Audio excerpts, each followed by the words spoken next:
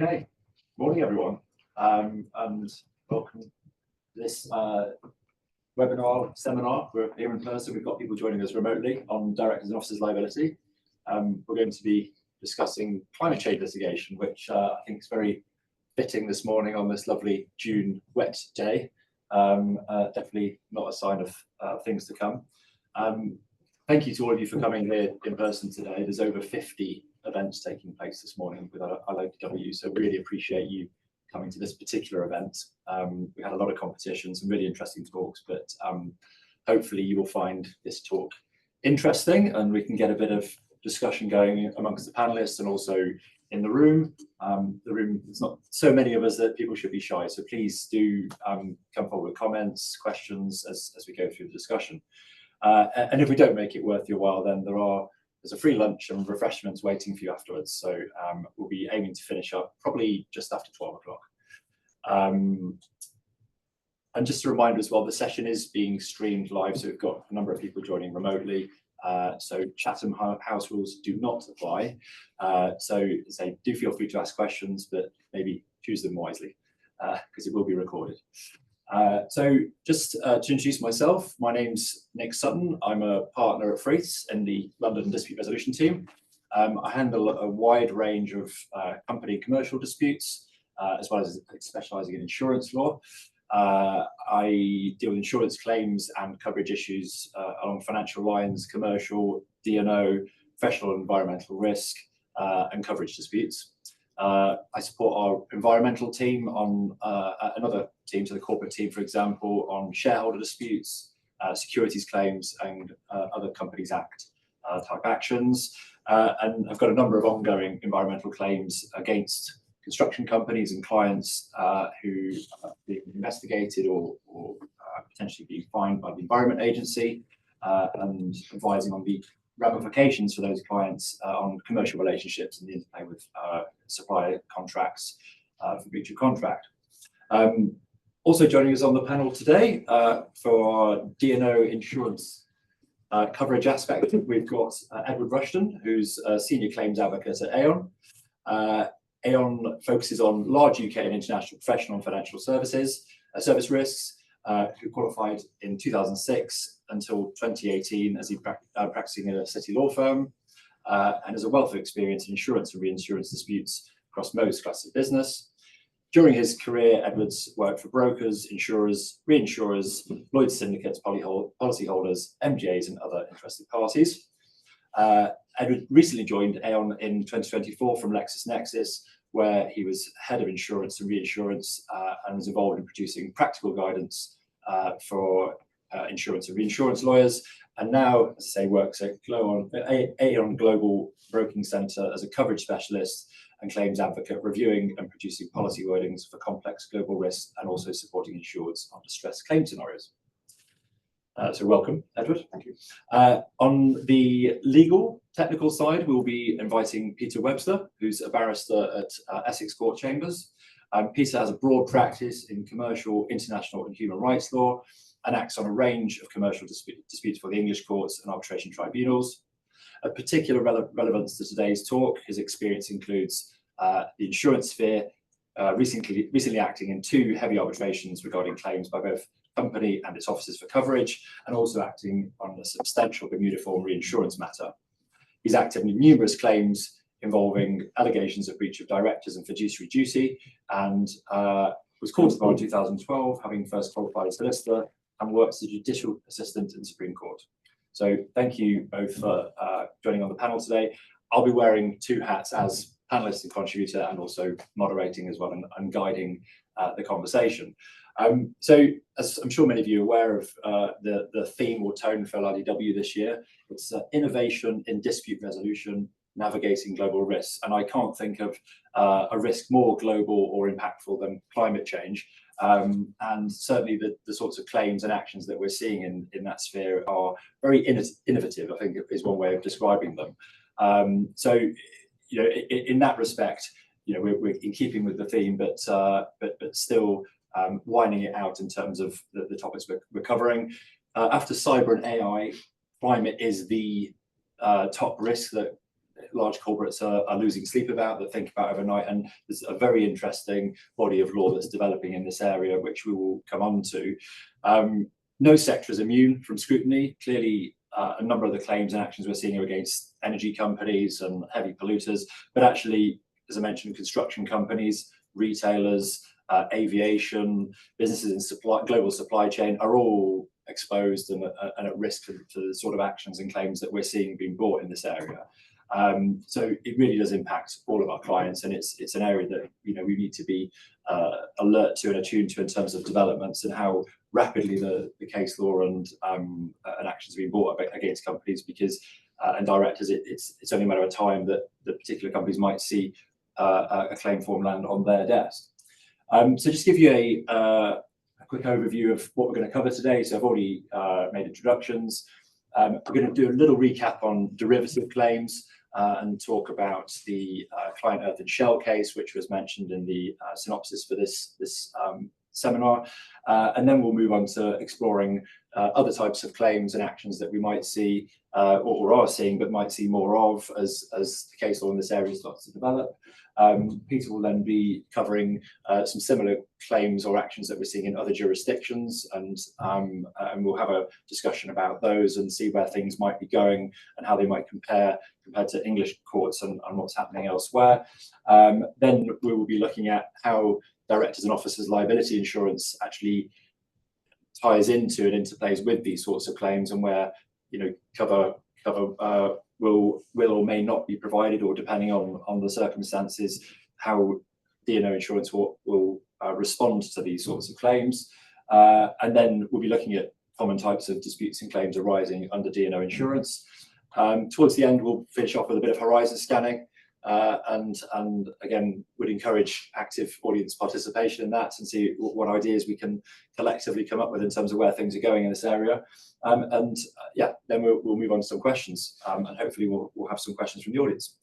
So in terms of recap, so I'm sure many people in the room are familiar already, but just in case for those who are not, the Client Earth was a key case that was brought before the English High Court in 2023 under Section 260 of the Companies Act, and it was brought by Client Earth, who are effectively a UK NGO, a non-government organisation, who acquired shares, a minority shareholding, 27 shares to be exact, in Shell, and then brought an action under the Companies Act alleging that directors of Shell, a number of whom were named, were in breach of their directors' duties and obligations under Section 172 and 174 of the Companies Act.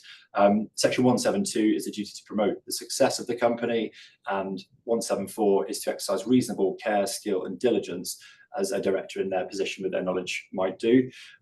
It's important to mention that the duty to promote the success of the company is also tied into considerations or having regard for the impact that the company might have on the community and the environment, which I'll come on to explore in a moment. So, and effectively what Client Earth was alleging was that the directors of Shell had failed to adopt and implement an adequate energy transition strategy which aligned with the Paris Agreement, and there are also other ancillary issues around complying with a 2021 Dutch order, which is an action we'll come on to discuss against Royal Dutch Shell for implementing an order that was made by that court in reducing their emissions by 2030.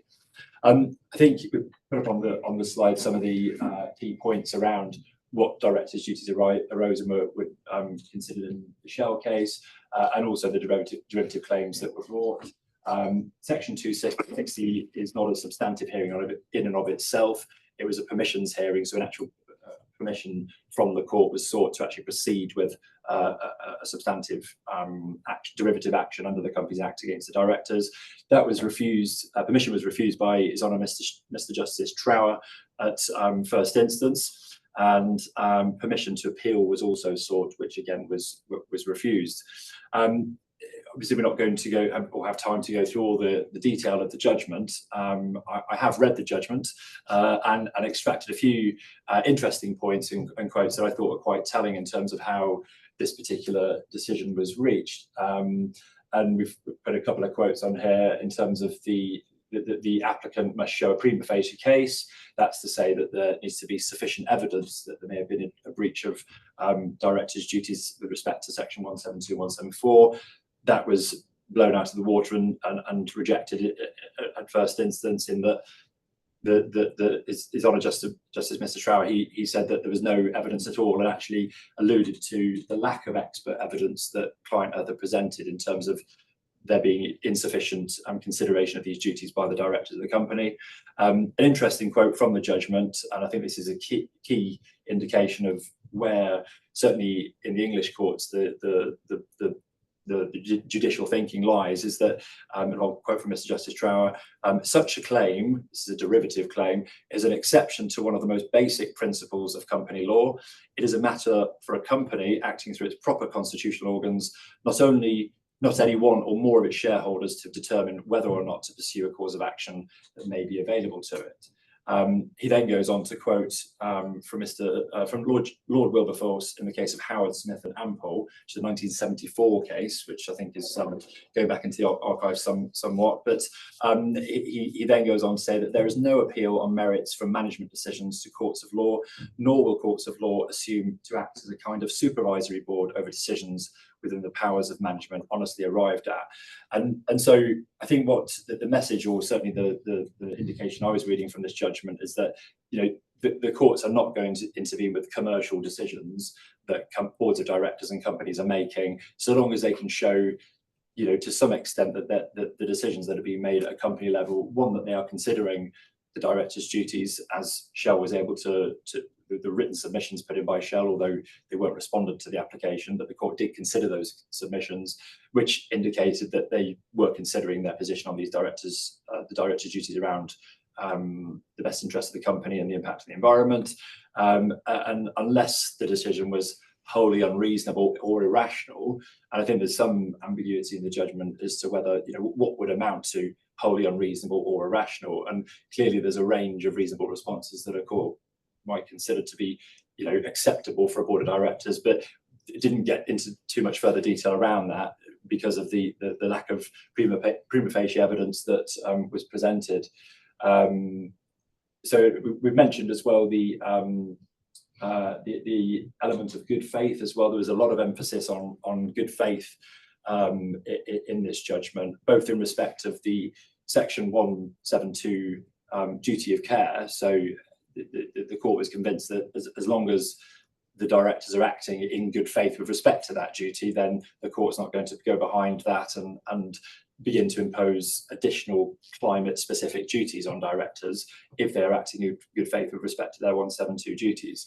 And so there's the element of good faith with respect to the duty of care, but then also the element of good faith in actually bringing the derivative claim. And what Mr. Justice Trower clearly said that was that whilst, yes, client Earth were a minority shareholder in Shell, there was clearly some ulterior motive in acquiring those shares, and actually weren't really interested in the share value or what the company was doing. It was more about driving their climate agenda and introducing their climate policy into the domain of the courts to make a decision to effectively mandate Shell to change their policy, their policy details and the direction of travel they were going in.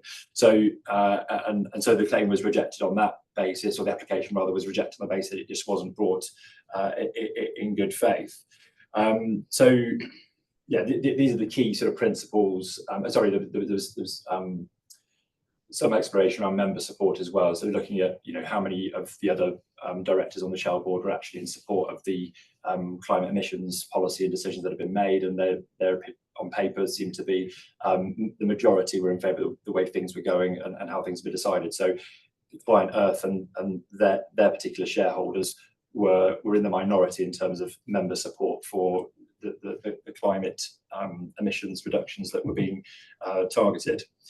So clearly a reluctance for courts to interfere with business decisions and judgments are very much seen as a wide discretion for companies, and say that the decision was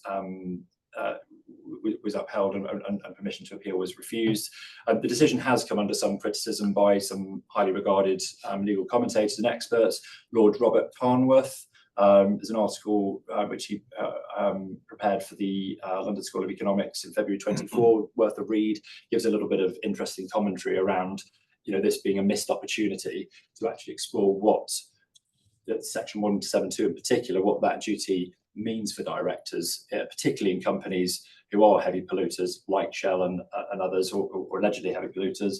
What does that duty entail with respect to environmental considerations? And Lord Carnworth clearly in the article says that it's hard on a number of reasons, hard to justify dismissing the claim at first instance, or the application at first instance, and so query whether there is still the land is ripe for more claims. And we've mentioned McGoy, which is another English decision, Court of Appeal decision, again similar action brought under Section 260 of the Companies Act, but permission was refused on a first instance for that as well, but permission to appeal was given, but again failed. But this was a claim involving the beneficiaries of a pension trust, and they were looking to they sought a number of remedies, including injunctive relief to compel the trustees to divest in fossil fuels.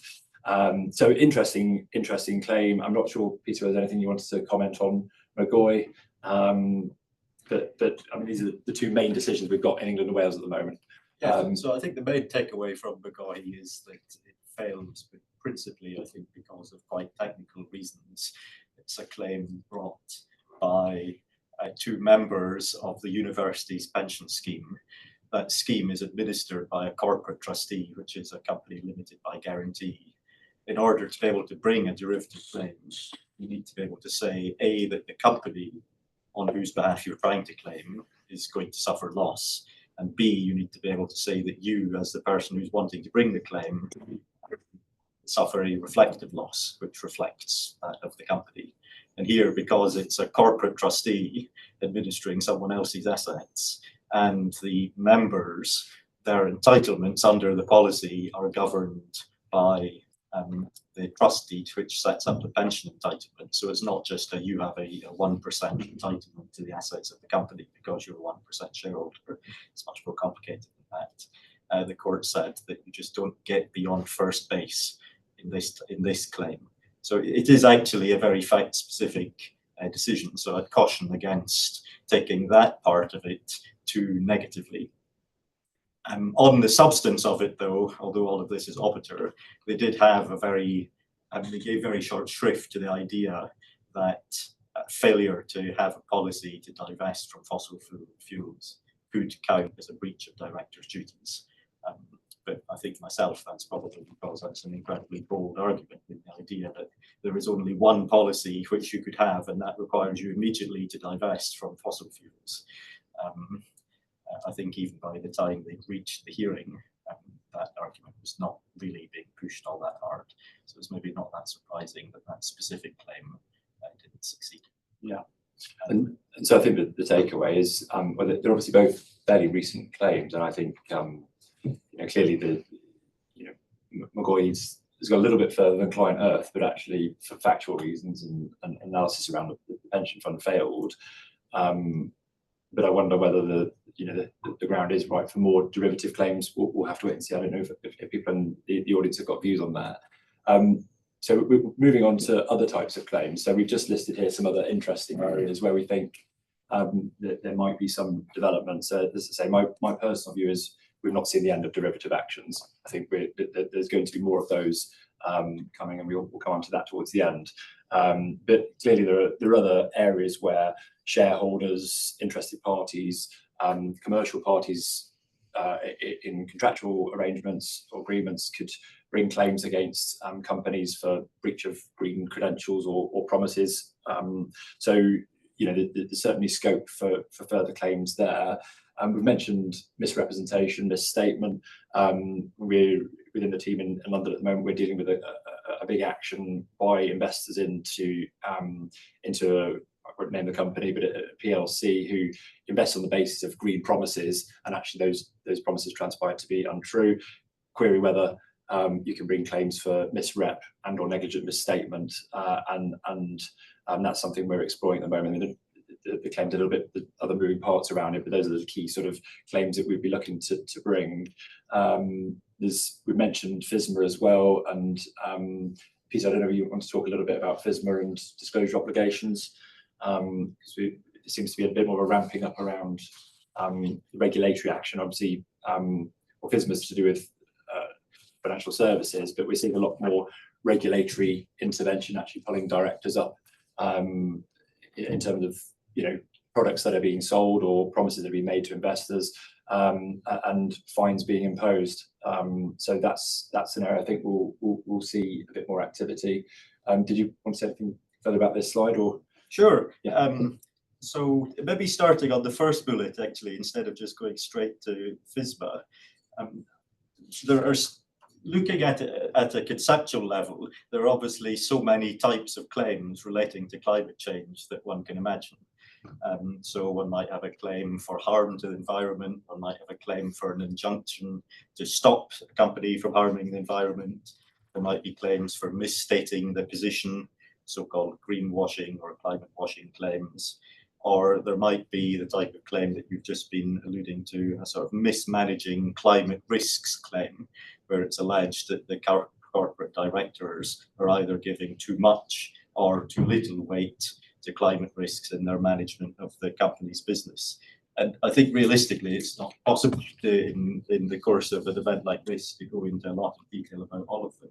So I think almost the most useful thing that I will do today is probably the first bullet, which is to highlight at least 3 resources which I find or have found incredibly useful in trying to keep abreast of this field. Whether you're aware of them, but if not, the LSE has a climate research institute, and it publishes an annual report which summarizes activity globally in climate litigation. So that's a really useful starting point. And also the post, I think, by Lord Carnworth is on that site. BICL, the second point, the global perspectives on corporate climate litigation tactics, they've actually published a series of national reports for various jurisdictions, including the UK, the US, Australia, about how those various domestic laws can be used in respect of this type of claim. So that's another useful resource. And then the final one is specific to directors' duties. That's a very lengthy report which basically seeks to summarise all of the duties that in the UK directors are currently under. So that's the first point. Turning specifically to FSMA, I mean, that arises, I think, in the context of a sort of greenwashing type claim, which is a focus of a lot of attention at the moment, and in particular securities claims. There seems to be a broad consensus, I think, that there will be an uptick in that type of claim relating to ESG matters. And also it's kind of changing the paradigm, because I think when people started to speak about climate change litigation, what they really had in mind was the Client Earth type case where it's brought by a quotes activist shareholder. Of course, these types of claims are not brought by activist shareholders, they're brought by traditional capitalist shareholders who are very annoyed that they say have lost a lot of money. And to give one example, not from a climate context, but from an ESG context, that you can readily see how the parallel would work over. So, as I understand it, there's currently a claim proceeding before the English courts brought by people who had invested in Boohoo, the fast fashion retailer, and they claim that the alleged failure to disclose alleged modern slavery and labour rights violations in the supply chain, when those violations became public following a journalistic investigation, there was a 40% decline in share price. And so they're bringing claims, I think a claim for over 100 million under these 2 provisions of FSMA. And one can readily see the type of parallel that could be constructed with a climate change claim, in particular because now within both company law straight and regulatory regimes, there are so many sort of narrative reporting requirements that require companies and their directors to be reporting in sort of annual reports and the like details about how the climate risk is being addressed. So just specifically on FSMA, because I'm not sure the extent to which necessarily sort of aware of it. These two provisions, they provide a statutory cause of action for shareholders of public companies who've suffered loss because of untrue or misleading statements, either in listing particulars or prospectuses, or in respect of Section 90A in some other documents. They sit alongside common law remedies, but in particular in respect of Section 90, it's potentially much more beneficial for a claimant than a common law remedy because there's no requirement of showing reliance. So if you can bring yourself within one of those provisions, well, if you can bring yourself within Section 90, rather, you have potential statutory liability against individuals, not just the company, but individuals who were responsible for preparing the listing particulars or prospectus. And B, you're able, if you can show that you have suffered loss as a result of the misstatement in the relevant document, you have a statutory claim, regardless of whether you actually relied on that material when you invested in the company or shares. And it's really interesting because I think that the non-reliance piece is going to mean it's easier to get those claims over the line than might otherwise have been the case. And I think it's also worth commenting on, whilst derivative actions and other types of actions are apparently not getting much of a foothold in terms of shareholder actions and on behalf of environmentalists, claimants, lobbyists, there are a large number, and we haven't obviously got the time today to go into the details around actions against states and claims that have been brought before the ICJ, but there seems to be a lot of encouraging decisions and success for claimants in judicial reviews and actually reviewing government policy on climate change and what's happening in that space. So whilst in the private sphere, the claims don't seem to be going in the direction that environmentalists might wish them to, there is a shift in emphasis on the other side in the sort of more public sphere, if I can put it that way. So I think it's worth mentioning that as we just transition into other jurisdictions and sort of other areas. And it was a week or so ago, we had a regional court decision from Germany, Liu, an RWE, which was a really interesting one to read. This case involved a German energy company and Peruvian farmers who took action against the German energy producer on the basis that their activities, both in Peru and globally, were causing increased risk to premature glacial melting, which give rise to increased flood risk to the Peruvian farmers. Really interesting case, failed on its facts, but I think it's worth talking a little bit more about, just in terms of some of the issues that were thrown up in that case. There was some interesting commentary around, or obviously rather around causation, which is an area that I've got my eye on, because I think even if you establish duty and breach, causation is always going to be a massive stumbling block for claimants in this area. Yeah, so Peter, I don't know if you want to sort of open up the conversation around Liu and go into some of the other cases, because really interesting case law. Yeah, so I think that case sits among the sort of broader body of cases in which one's seeing damages claims being brought against so-called, quote, carbon majors. And behind that type of claim lies what, to me at least, was a pretty remarkable piece of climate science, which is that in research first published, I think, in 2014, but then updated in 2024, that claims that one can attribute 70% of emissions since the Industrial Revolution to 78 entities, fossil fuel and cement producers, with just 19 of those entities being responsible for half of those emissions.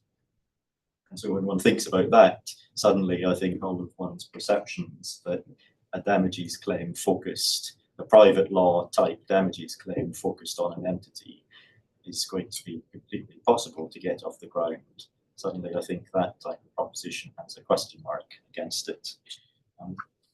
I find that might just be a bad reflection on my sense of humour, or rather a reflection on my bad sense of humour.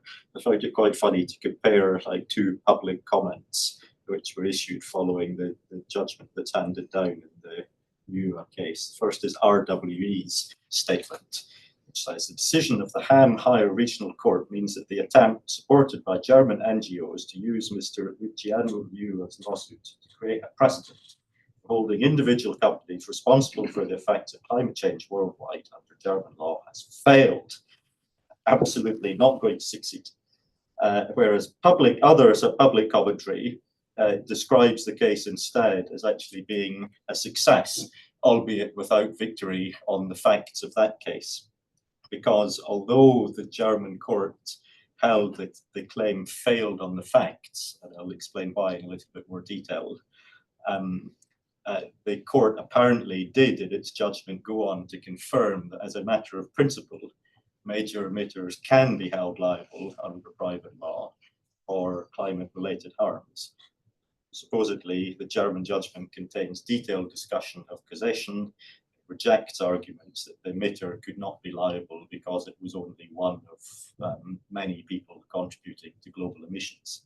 Why it failed on the facts was that Mr. Liu was claiming that he needed to be given the costs to take preventative works to protect his property against imminent, so he said, flood risk. But the flood risk, according to the experts, was only quantified at around 1%. And the German court said, well, that's not sufficiently imminent danger to your property to trigger that type of preemptive liability under German law. But supposedly did accept that as a matter of principle, we're one of hundreds, thousands of emitters, and therefore cannot be responsible. We accepted that argument did not work.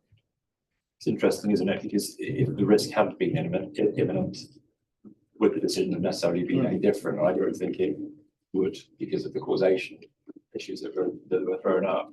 But I do think there's for bigger and better legal minds than mine, sort of an area here where, in terms of causation, whether we adapt some sort of the historic mesothelioma asbestosis claims, you couldn't actually, the science didn't allow you to determine who, in terms of multiple contributors, who was actually responsible for causing injury or illness or damage, and query whether, and this has been covered in various commentary in this area, whether it's time for courts bold courts in not necessarily in England, but in perhaps in some other jurisdiction to address that point, in terms of it's never going to be an exact science in terms of determining who is responsible for this particular damage or increased risk.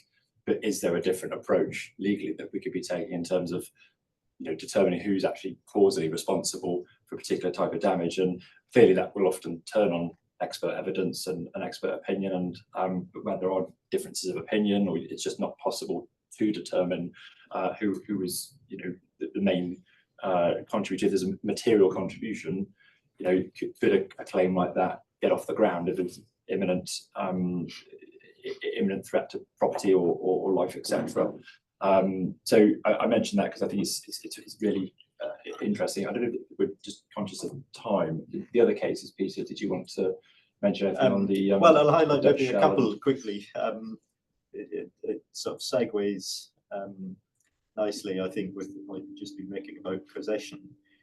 The Smith and Fonterra case, which might be more relevant in any event, since it's a common law decision, that was a claim by a Maori representative before the New Zealand courts, claiming relief against 7 high-emitting or allegedly high-emitting New Zealand agricultural and energy companies. They brought 3 causes of action: tort, 1 for public nuisance, 1 for negligence, and then third, saying that a new tort should be devised to deal with climate change. Before the Court of Appeal, all 3 had been struck out, and before the Supreme Court, that was unanimously reversed. So this is actually proceeding to trial. And it's quite interesting, I think, about the possession point, because obviously one of the arguments that's advanced by the defendant in that case is that causation is an almighty hurdle and insurmountable. And the New Zealand Supreme Court's response to that was that this is not the first time that courts have had to deal with applying causation to difficult situations. They specifically draw an analogy to the development of tort, and in particular nuisance during the Industrial Revolution, multiple polluters to a river. So obviously climate change is on a different level of complexity, but in principle it's not a different issue. So the court says it's at pains to emphasise that it's not saying that this claim will succeed, but it is at least saying that it's sufficiently arguable that it needs to proceed to trial so that it can be determined on the basis of evidence. So that is one, I think, in particular for a common law jurisdiction like ours to keep an eye on. Smith and Frontier is encouraging, I would say. And in terms of the other claims you've mentioned, I'm just conscious of bringing Edward into the conversation a little bit, but is there anything else on the directors? Well, I suppose, given that we are talking also about directors and officers, sure, a claim against the company, if it were to succeed, could result in subsequent dogleg claims against the directors for their having acted in a particular way, which meant that the company has incurred this liability. And the first, which is identified here, so ENEA, which is a Polish, I think, state-owned electricity company, is bringing a claim against its former board members and, as I understand it, the D&O insurers, after basically ENEA had to bin a coal-fired power plant, which was already halfway through construction. So Klein Tariff had actually been involved, I think, in the earlier stage, bringing litigations challenging the approval of that power plant. The power plant project is abandoned, and now the company, with I think substantial member support, is itself bringing a claim against the directors, saying that they mismanaged the company by allowing that project to proceed. And so I know there's a lot we've unpacked there in terms of the types of claims that are being brought and the way things appear to be going and some of the sort of differences in approach in different jurisdictions. But to bring Edward into the conversation, so obviously, going through the legal claims that can be brought, what might a D&O policy look like? How might it interact with, operate, respond to these sort of claims? Can you give those in the audience who are perhaps less familiar with the D&O policies how you're seeing things from your Aon lens? Of course, yeah. So having heard all that, I don't think there's ever been a more terrifying time to be a director of a large company.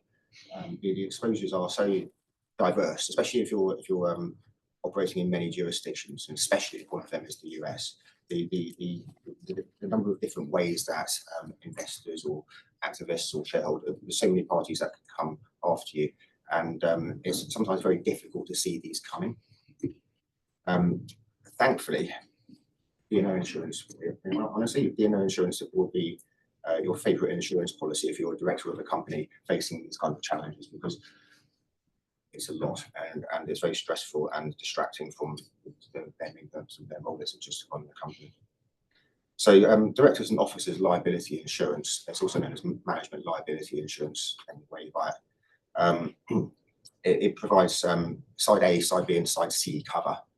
So it's a relatively new class of insurance. It must be distinguished from the more familiar professional indemnity or civil liability insurance because it's covering management liability and the company's liability for securities claims, but it doesn't cover the company's liability per se. That's for a different kind of policy. So let's look at the different sides. So perversely, the starting place is probably side B, because when a director or an officer of a company comes under legal assault, the company will indemnify them. And side B is for corporate reimbursement when they do just that. So they indemnify the director, they pay for their costs, and and then a claim on their insurance, and there would be a deductible applies to that side B cover. So that gives the director some protection, but it's not always that simple. There may be tensions between the company and that director's interest. The company may be insolvent. There might be public relations reasons why they don't want to be seen to indemnify that director.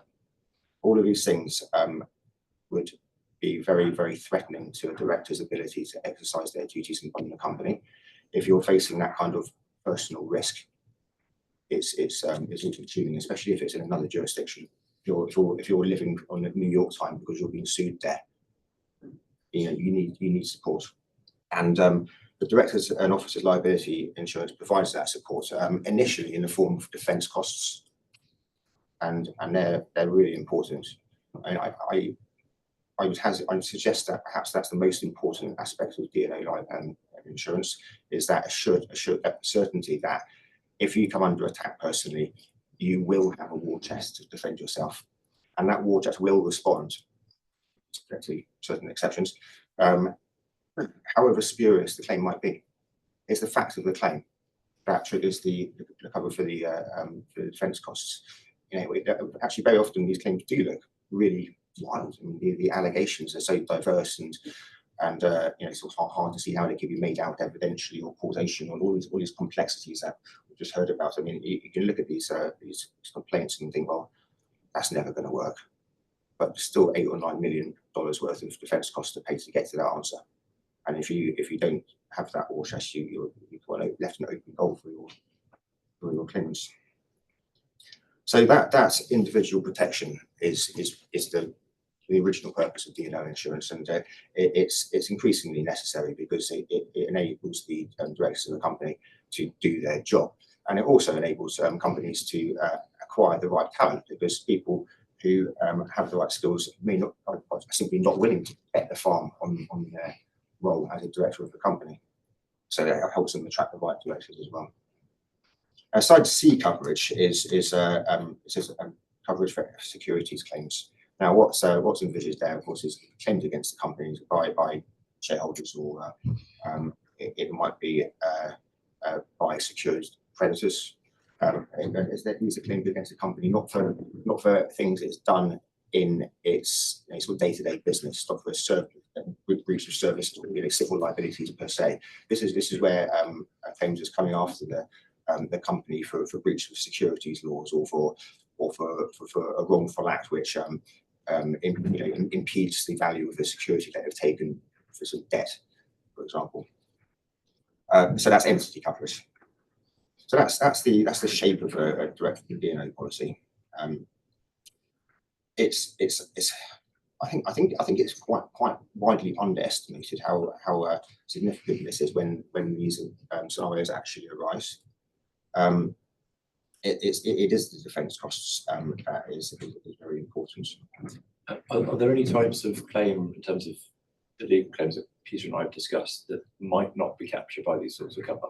So those contractual claims might not be right, but other types of claim, misrep. Are there any claims that you think might not be covered in terms of director's exposure? Well, you'll have an exclusion for the kinds of claims which are covered under a conventional civil liability policy. It's not for that. And it's actually quite refreshing to be sitting here talking about putting D&O insurance at the front, because in practice, when something happens, there's been some news articles with troubling clouds on the horizon over potential scope that you might face a claim, or perhaps there's some customers who are complaining that they're really not happy with the product or the services that they provided, because they didn't match up to their expectations of how they were built as being green and sustainable. So the umbrella of greenwashing. Yeah, exactly. Actually, now I see it all the time. I see it all the time. These recycle a piece of plastic which full well can't be recycled unless you take it to the only parts of the world that can do it. So it's that sort of thing. But very often the claims will begin as an ordinary claim against the company, and then another one, and then another one, And then somebody writes a newspaper article, someone talks about it on TV, and then someone publishes a website that helps people get their claims, and suddenly, what started, what began as a sort of, a cloud on the horizons gathered to become a storm. Like people coming back to the analogy where the leak becomes a flood. So the leak might be something that you're looking at your corporate or civil liability cover for, right? There's been some damage, someone's unhappy about it, it's a civil liability, deal with that. But if the leak becomes a flood, and the company is facing class actions all over the world, and it's become very serious and it's impacting the value of the company, then fingers might start pointing at management, and that's very often how it begins.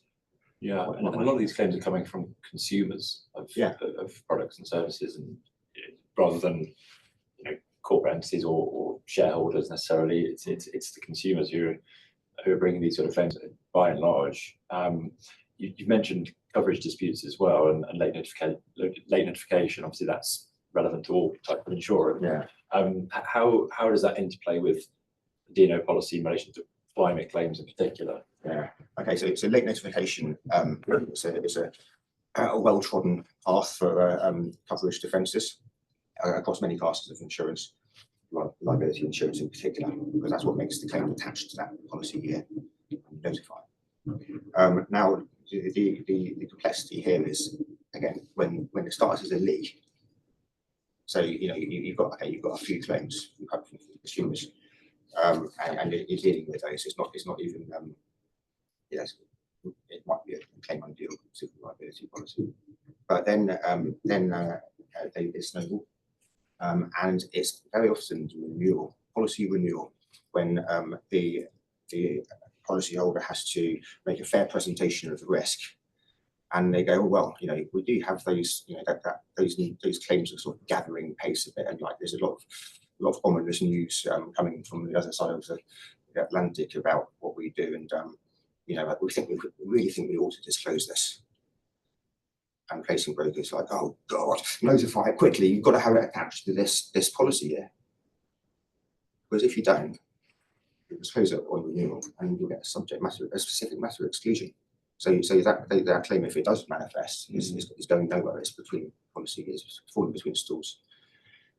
So notification is really critical on these, and that's the challenge. And brokers will help. This is what we do. When we have to tell the client, do you want us to notify this? Because they don't always realise from where they're sitting. It's something that you've got to put the kind of one and two together to realise how this might impact, how it might result in a claim against management.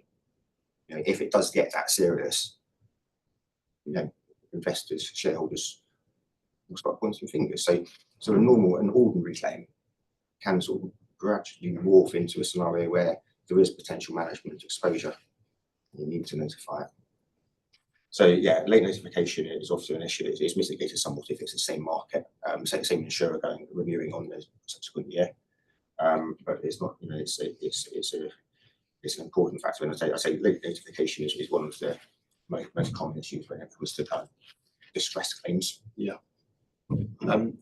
Sorry, I skipped to the end because it was one that I'm particularly interested in. But are there any other aspects of greenwashing that you want to cover off? I'm just conscious of opening up the floor shortly. Yeah, okay. 50 minutes, so all right. It's a question, but I don't want to cut across some of the other points you wanted to make. So you made the point about claims coming from the other direction. You've got corporate shareholders saying, well, why are you wasting all this money on DEI or the green technology when you should be digging for oil, making us money. We want to see return on our investment.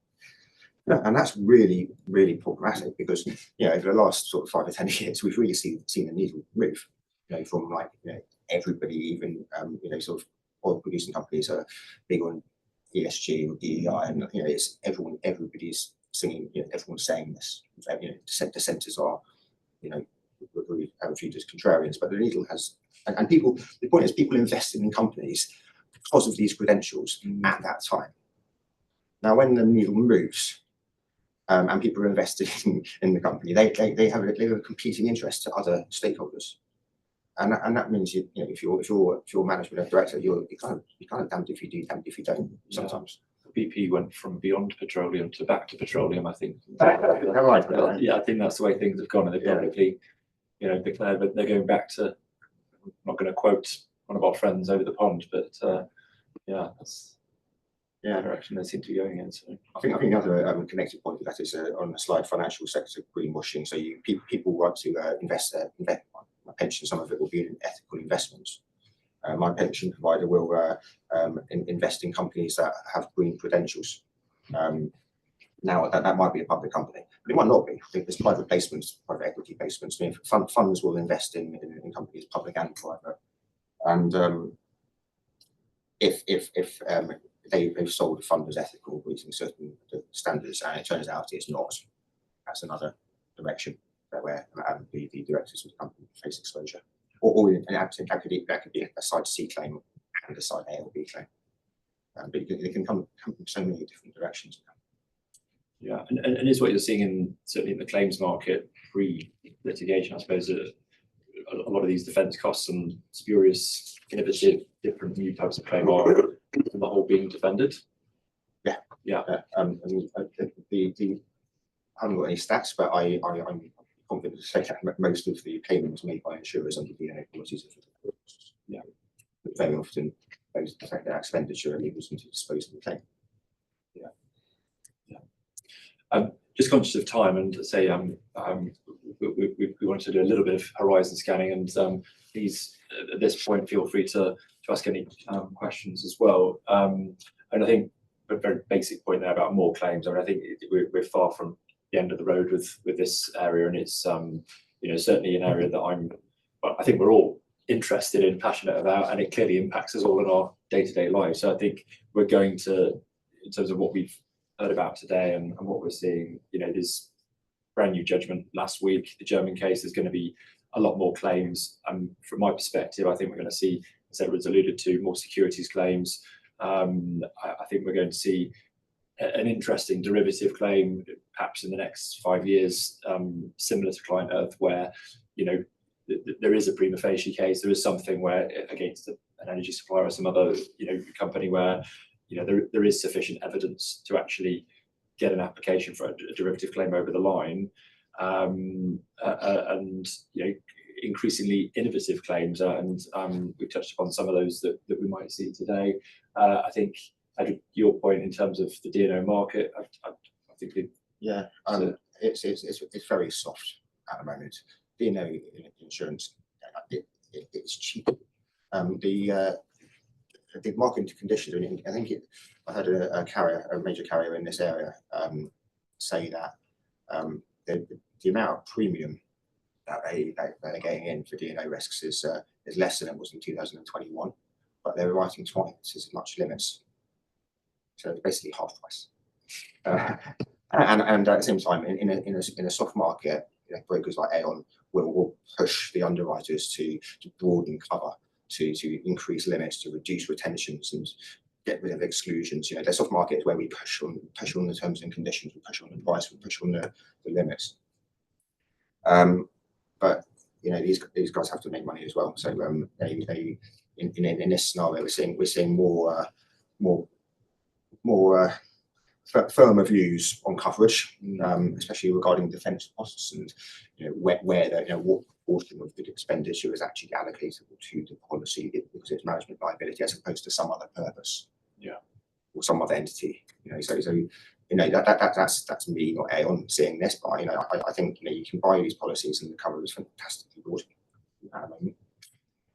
It may swing back, but it's abundant capacity. So other than known event exclusions, you're not going to be seeing any other carve-outs? No one's going to insure a burning building, no. But no, we're not seeing sort of mass exclusions of anything ESG or anything like that. And, I think any insurer that tries to impose it wouldn't be writing very much business. Peter, are there any sort of horizon scanning points or? Not really, I don't think, in addition to what you've said. It's obviously not the type of litigation that's going to go away. The LSE report that I referred to, the annual report, there were 230 new cases filed in 2023.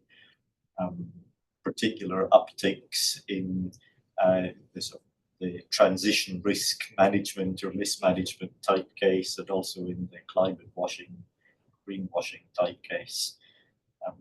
So it's not going anywhere, I think. The big thing or a big thing to keep an eye on, I think, is there's a lot of litigation in the states where states are themselves suing the carbon majors, saying that the damage which is being done, for example, in California, I think, is at least in part caused by, I don't know if it's Exxon, Shell, or whoever, but whichever responded is being sued is being caused by those carbon companies' past emissions, and because it's litigation in the states, obviously making lots of allegations of fraud and seeking very expensive disclosure.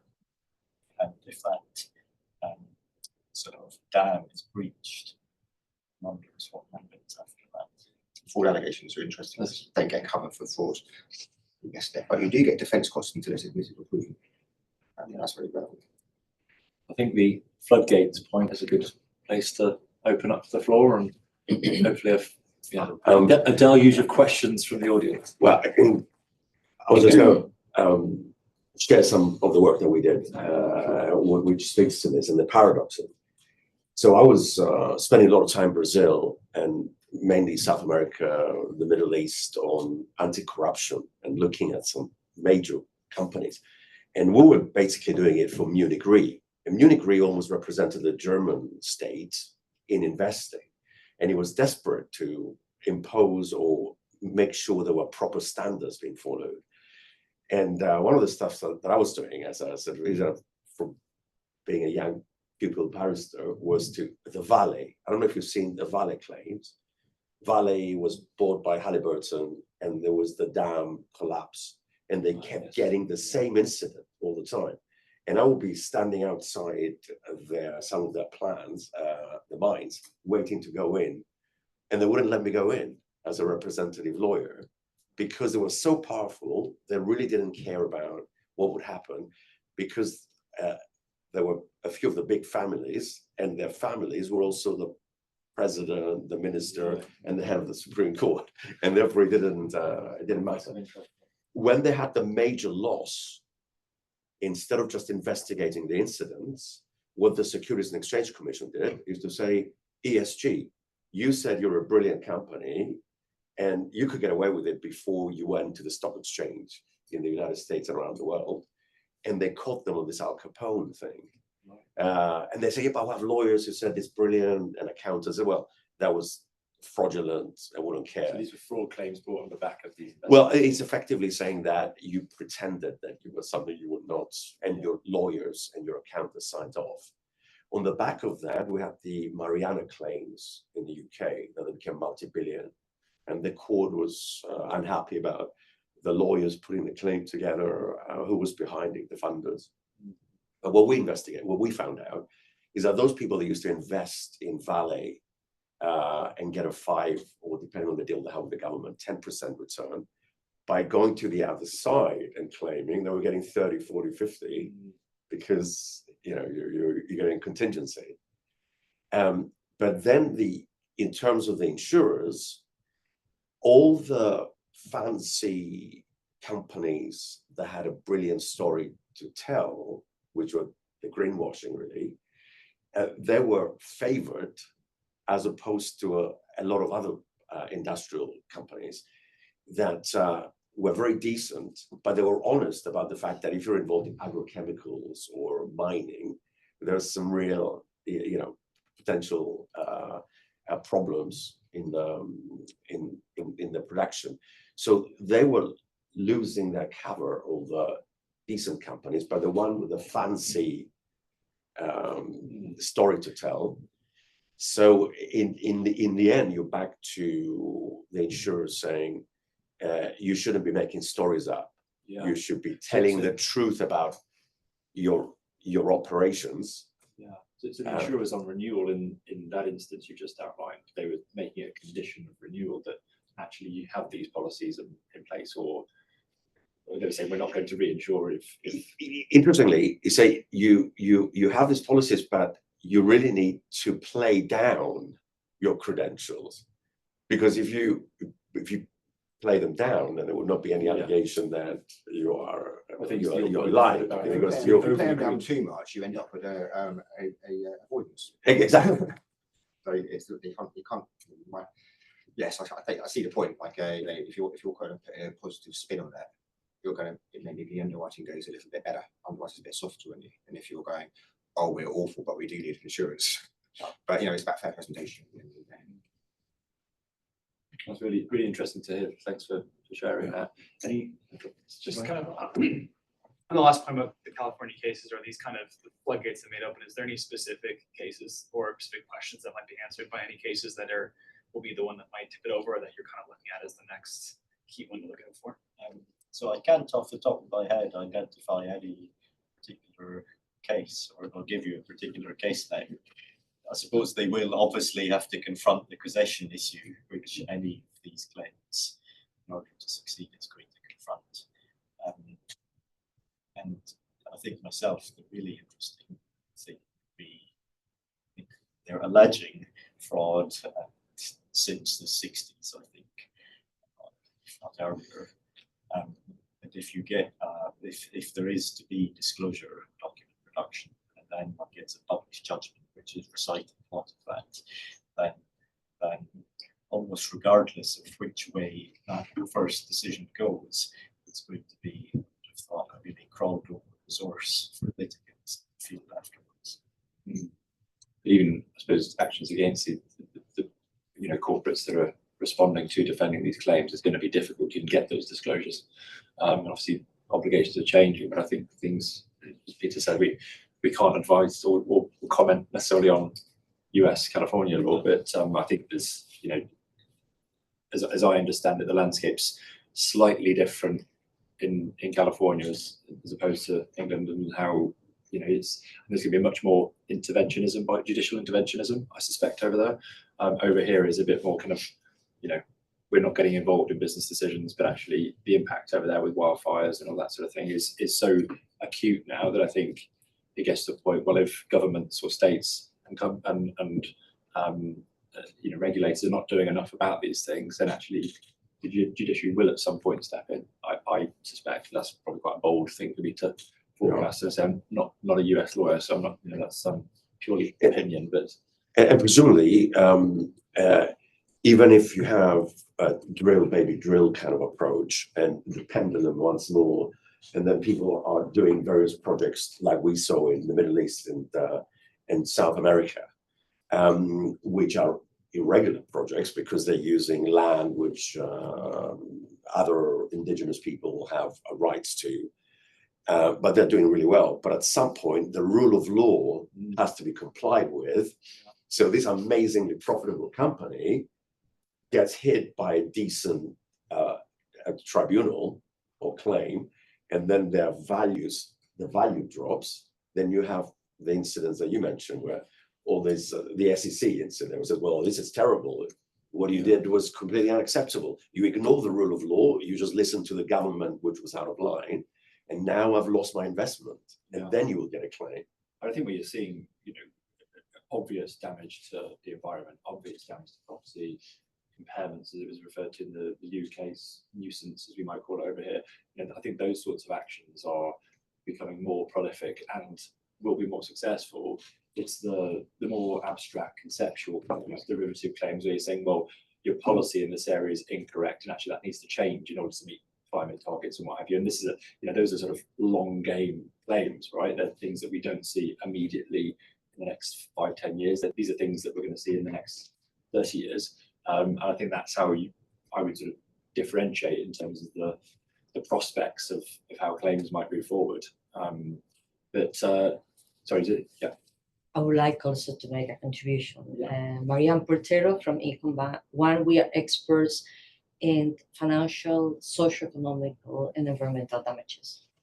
And so we had a case in Exit. It was an investment state dispute in which the consortium, the investors, put a claim for delays against the government, the state, and the state asked, it's possible to evaluate, to make a counter demand in which we can have a figure, a monetary figure of the socio-economic or environmental damages for delays. And we said, yes, but there is no methodology. We need to develop a methodology in socio-economic. And these two sides of the same coin show us what is now probably double materiality. Companies that make an investment, one side is the financial benefits for the company, and the other side is the externalities to the area of influence.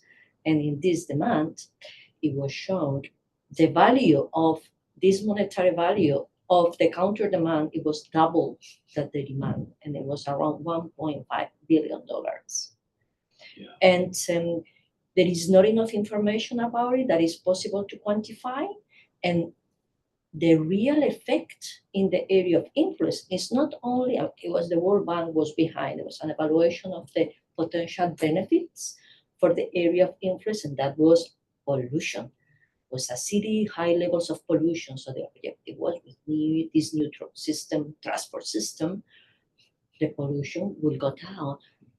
The costs of the government in hospitals, because it was amazing all the problems the population was having due to the high emissions of CO2.